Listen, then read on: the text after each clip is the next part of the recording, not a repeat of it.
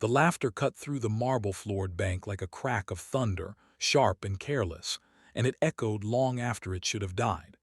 A single father stood frozen in front of the ATM kiosk, his hands rough and trembling, his eyes fixed on a glowing screen he had only wanted to glance at for a second. He had not come to be noticed. He had not come to be judged. He had only come to check his balance, unaware that this small, ordinary act was about to unravel years of quiet sacrifice and change everything in the room. If you believe in kindness, second chances, and unseen struggles, take a moment right now to like, comment, share, and subscribe to the channel Life Spark Stories. Your support helps stories like this reach hearts that need them. Arvind Kale was a widowed dock worker who smelled faintly of sea salt and engine oil, the kind of man whose days were measured by shifts and school pickup times. His son waited every afternoon at the harbor gate with a backpack too big for his shoulders and hoped that his father would not be late.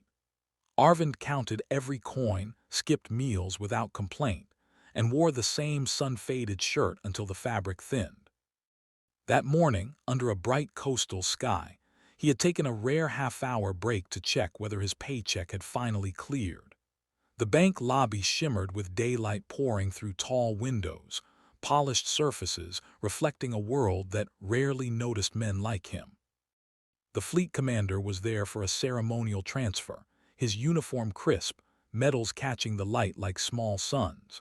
His presence drew stares, whispers, and a subtle tightening of the air. When Arvind's card took a few extra seconds to process, a soft chuckle rippled from behind, growing into a laugh that landed hard and public. It was the kind of laugh that assumed the ending before the story had a chance to breathe. The commander's smile was easy, confident, the smile of someone accustomed to abundance and applause. Around them, a few people looked away, embarrassed, while others leaned in, curious. Arvind felt heat climb his neck, not from anger but from a familiar shame he had learned to carry quietly. He had buried his wife 2 years earlier under a cloudless sky like this one, promised her he would keep their boy safe, and then returned to work the next day because grief did not pay rent. He had sold her jewelry to clear hospital bills, refused help that came wrapped in pity, and taken night shifts to afford school books. The screen flickered again, and the room seemed to hold its breath. What appeared next did not belong to the life Arvind lived. The balance glowed with a calm certainty that stunned even him, a number shaped by years of small, disciplined deposits, and something else entirely.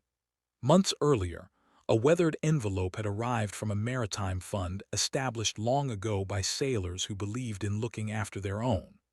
Arvind's father, lost at sea decades back, had quietly contributed whenever he could.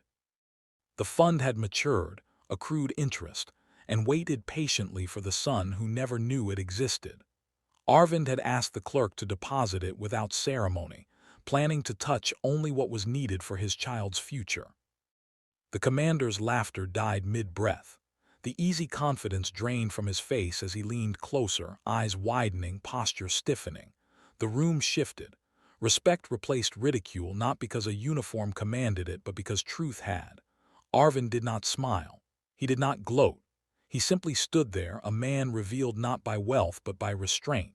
He withdrew a modest amount, tucked the receipt into his pocket, and turned toward the sunlit doors. As he walked out, daylight wrapped around him, and for the first time in years the future felt less like a storm he had to brace against and more like a horizon he could walk toward. He would still wake early, still pack lunches, still wait at the harbor gate with his son. The money would not change his values. It would finally give them room to breathe.